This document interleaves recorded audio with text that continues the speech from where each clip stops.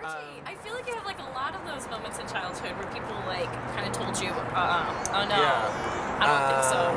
But then one time I like did a Thai dance that we learned at temple from my aunt, and I did it a really funny way, and she was like dying of laughter. And I think that was a moment when I was like, oh, I can make people laugh. See, that's your moment, because every comedian has like a moment where they're like, this is my shtick. Yeah. And it normally comes from being embarrassed or something like that.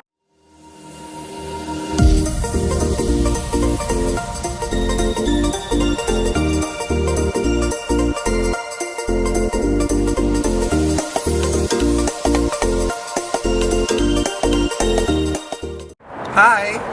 Welcome to Jula Joys Inspirational Interviews. This is Archy Jamjun. Hello, everyone. And Archie is my friend from childhood. Now, Archie, we go way back. My one of my like favorite first memories of you is you used to come to our house for Thanksgiving every year. We still do.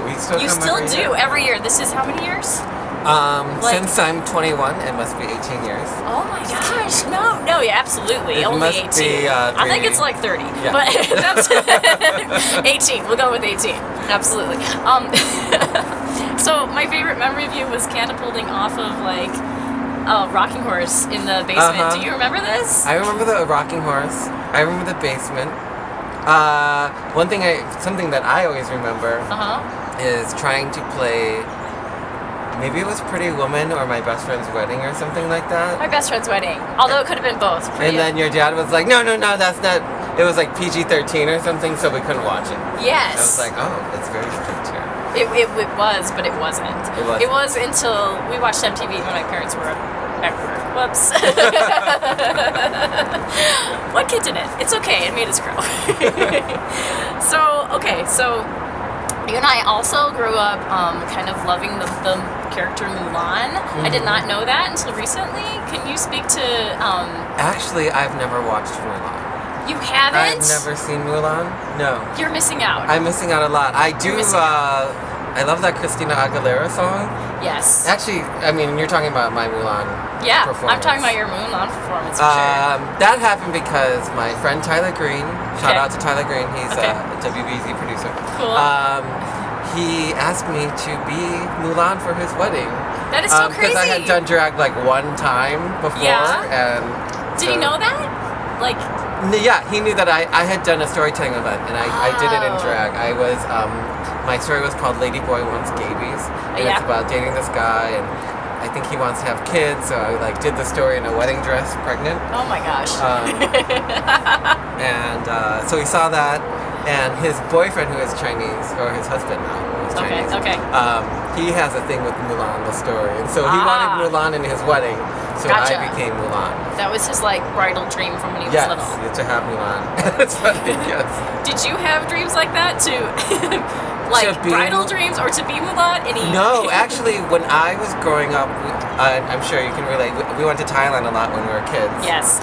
And we went to see a drag show, and I was about 7 or 8 years old, and my aunt told me that they kidnap little boys at the drag shows.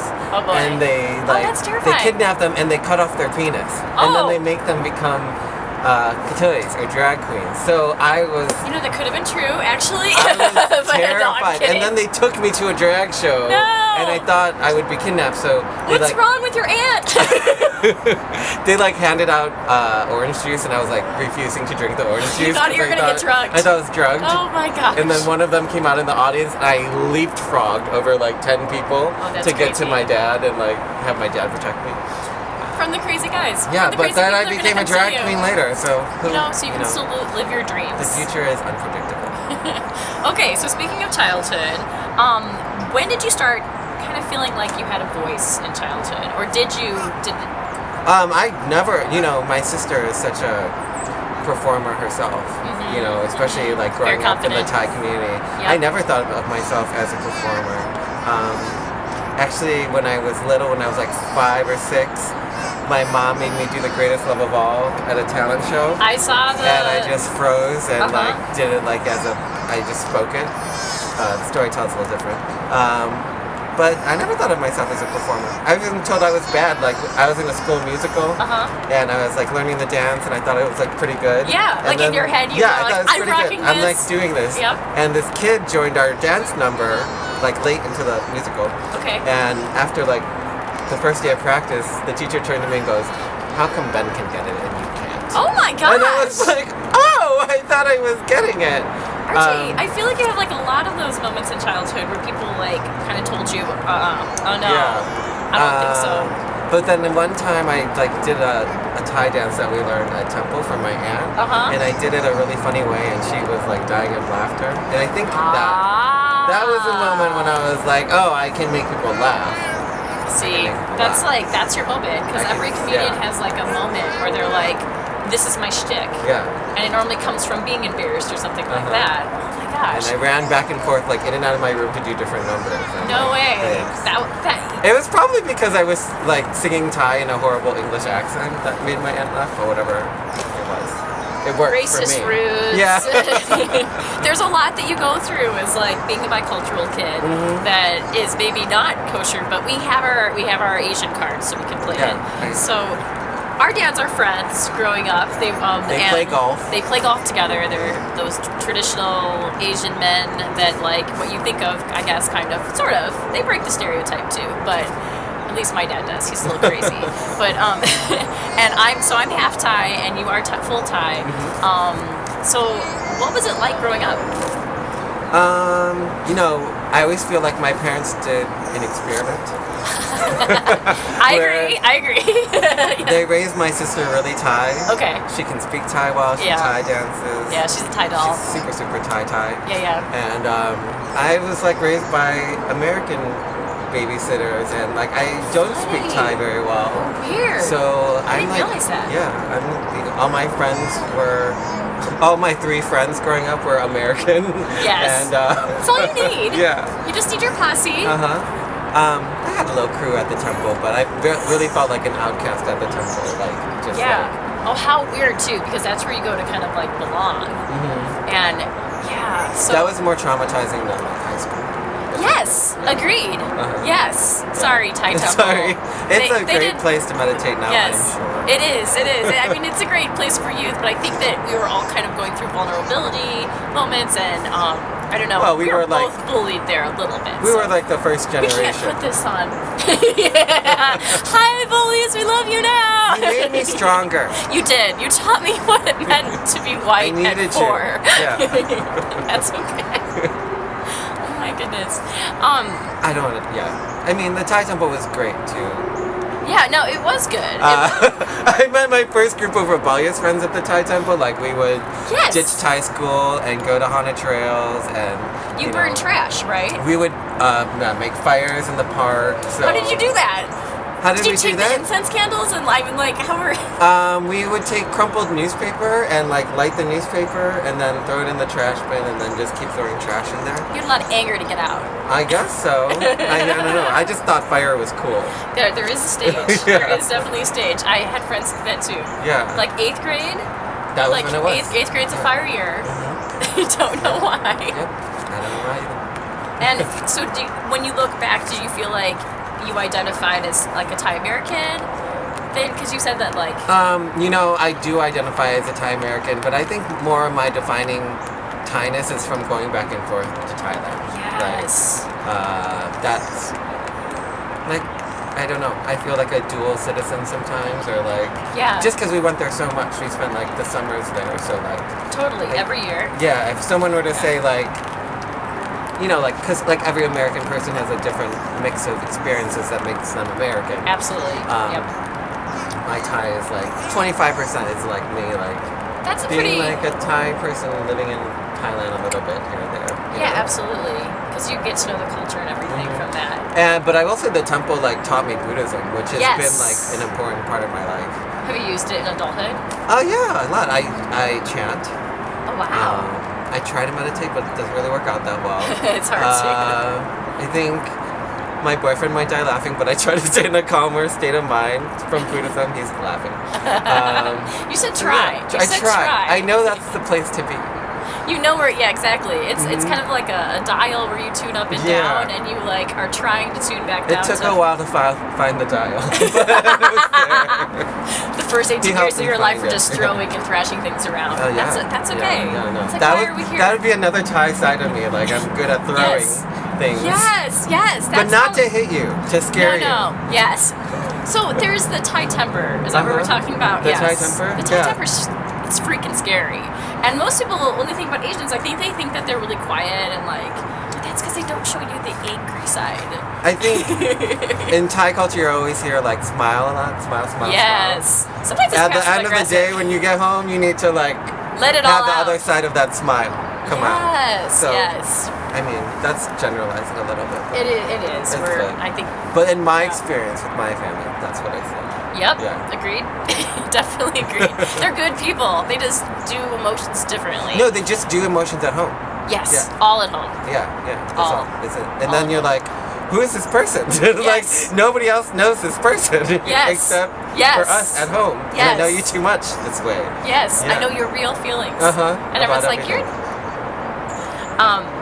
So Archie, what expectations like of your parents growing up? Like, have I failed? All of them. I was gonna say, did you feel the most pressure from? But absolutely that No, too. I failed all their expectations, and it's wonderful. I mean, but they've changed because of it.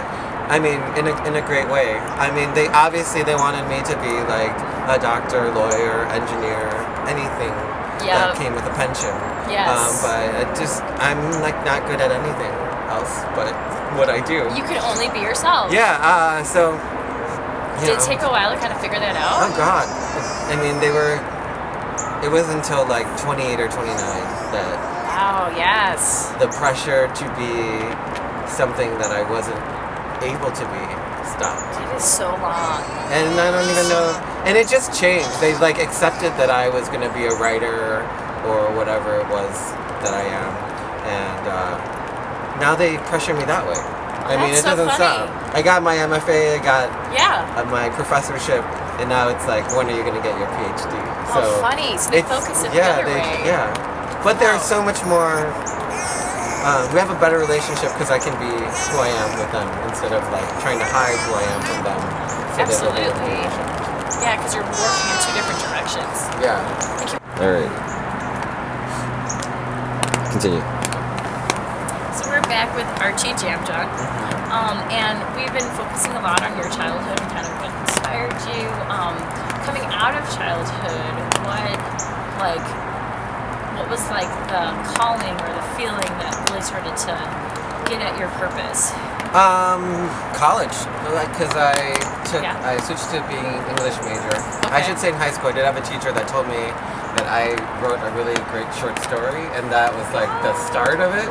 So by the time I got to college, I kind of knew that I wanted to take some writing classes, and then like my professors loved my stuff, so that that just encouraged me more. And then when I came back to Chicago, I was on a date with some guy, and he was a writer, and he told me about this gay writing group called Newtown Fiction Writers. Okay. So I joined them. Yeah.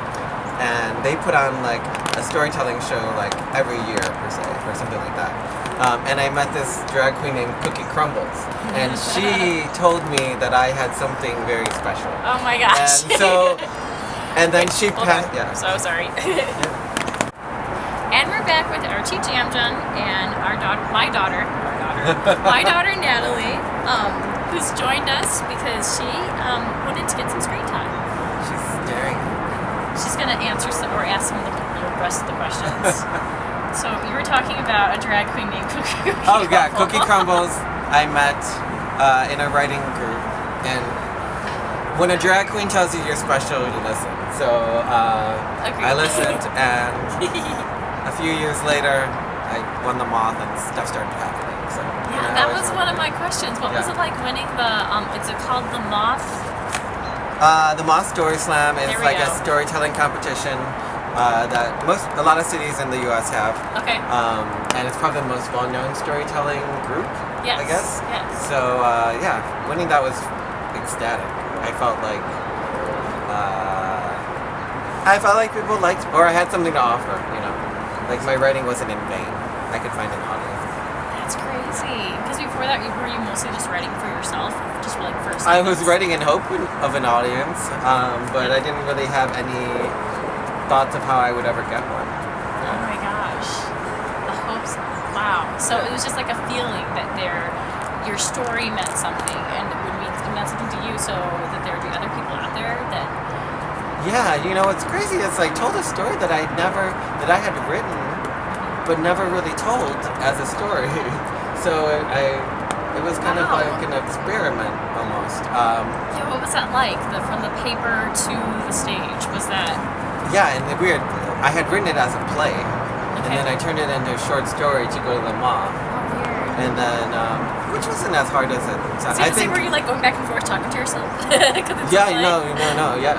Well, actually, Cookie Crumbles played my mom in the play. Oh! Yeah. So that was fun. I was gonna see if you could do the whole interview in your mom's voice, because your mom's voice is just Ash!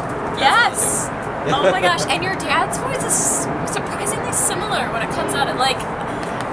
Yeah, It's interesting. Yeah, they're from the same part of Thailand, so maybe that's it. Maybe they just sound the same to me. I don't know.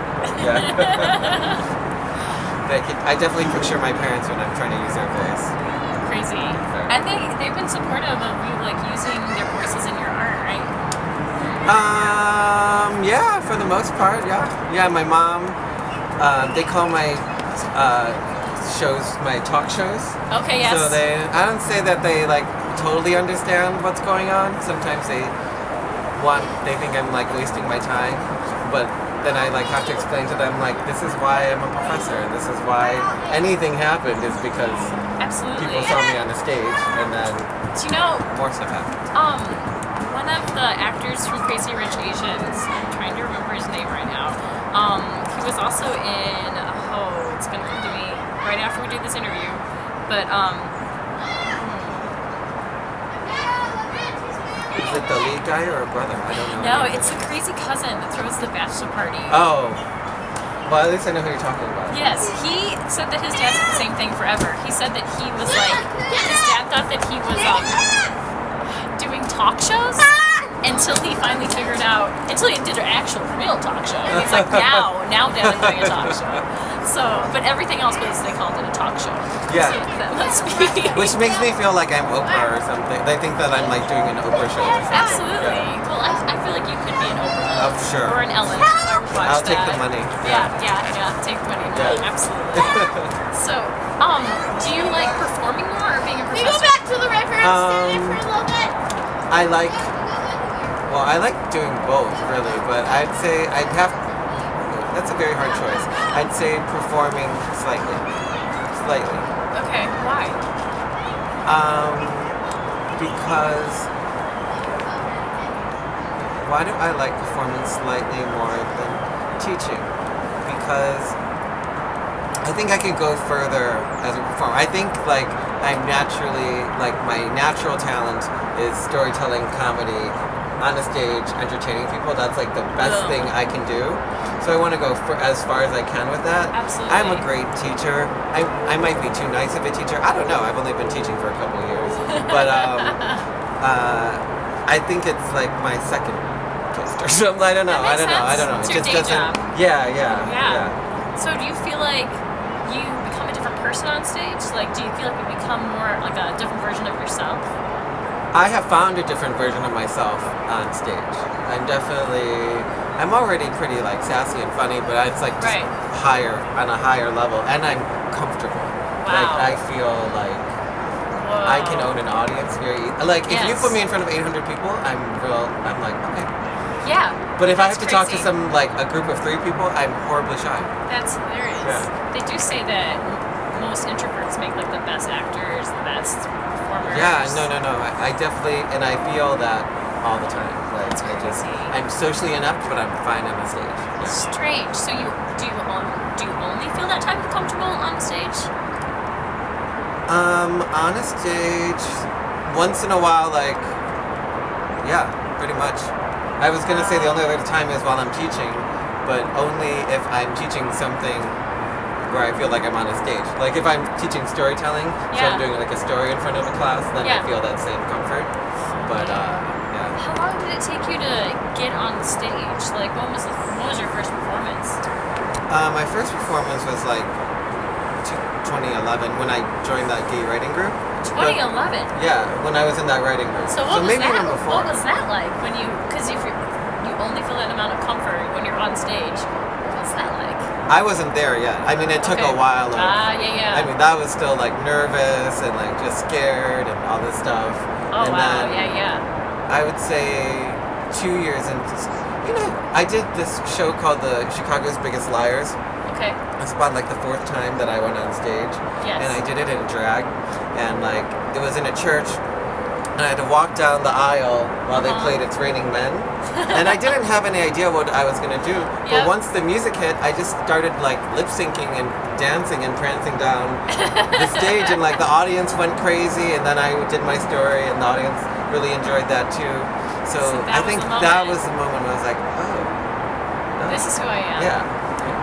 See, I feel like we're born one person and then like it takes a while for us to find our childhood self and then teenage self and then adulthood self. And like when you find that, because not everyone ever, like a lot of people don't find that.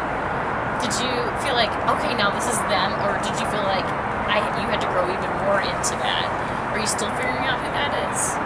I think that like if I were to stop trying, if I were to say like, yes, this is the person that I am now, and that would make me too happy and satisfied. I think like now you're this and now then what's next? You know, like how can I evolve even more? How can I become better at this even more? How can I become a better person even more? Yes, that's what motivates you. Yeah, for sure. Keep growing and changing. Okay, so that brings on my next full questions, I guess. What are you learning now? What am I learning now? I'm learning to not take so many things on at one time. Because this semester I started teaching. I curate 2 shows. I have my performance schedule, and I still serve tables. And I'm trying to be a member of my family. So I think like I could scale back a little bit. I don't know where, but I should scale back a little bit. As I hold my daughter in our interview. I used to want a baby very badly. Yes. Sometimes I still do. But teaching this semester... She likes you. I no longer feel a need to have a baby.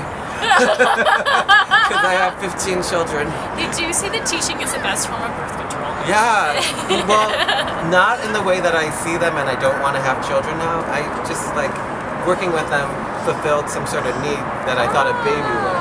Know that. Yeah. Well, parenting isn't just like babies through adulthood.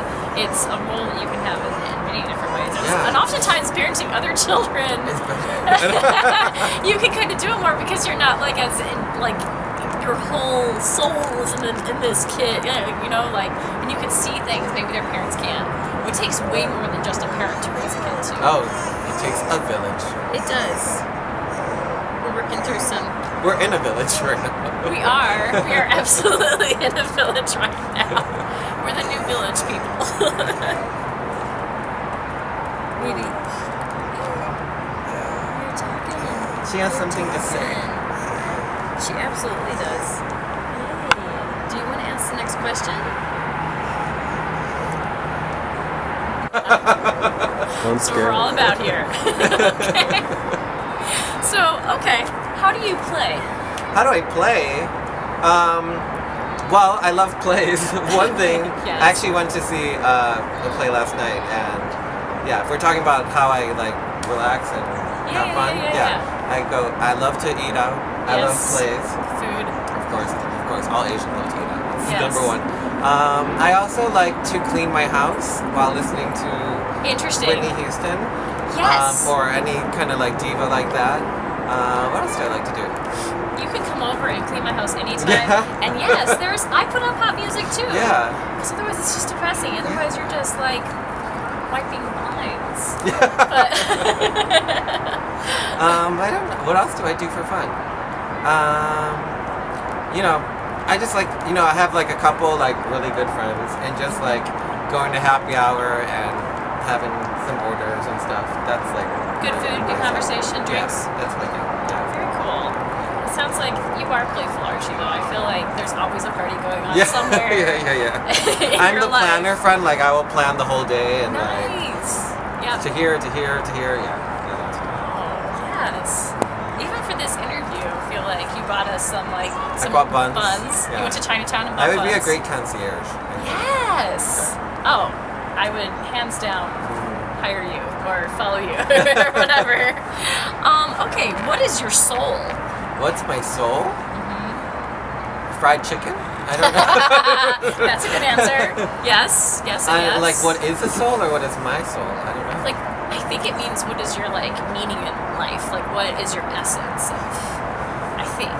You know, mean different this things. is like a cornball answer, but I honestly, especially like today, I just think people's roles in lives are to make other people's lives better.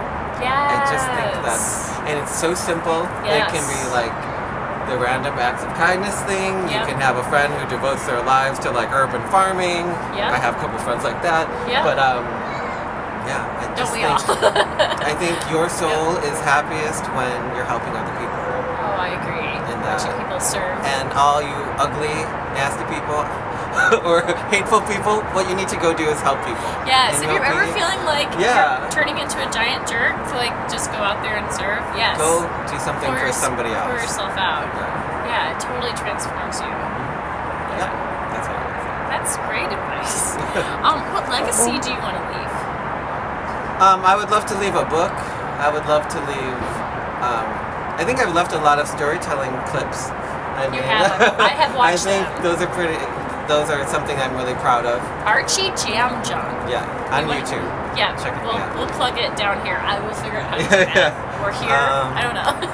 And then whatever my students do, I'd like to think like I'm helping students. So You think are, of them as like absolutely. a part of a legacy or whatever that means. Seems like a very important word. It is. Also a statue would be great. What would you be wearing in the statue? Mulan outfit. Absolutely. When I saw that performance of you filled up the screen, Archie, and It's funny because when I think of that performance, I thought I was doing I knew it wasn't completely comedic, but I tried to make it funny, and I think of drag as funny. But I've showed it to some of my good friends, and they're like, "It's so beautiful." It is. And I was like, It is. I wasn't. Everyone's laughing. Yeah. Clearly they're laughing, and it's funny, but it is really artistic. And I was like, I didn't know he had that in him. That is a lot of figure skating choreography influence. You used to make us watch figure skating. Yes, I for did. Thanksgiving. Uh-huh. Oh my gosh! Everything I know about figure skating came from watching it with you, hearing you talk about it, and then This is actually another part of my legacy then. yes.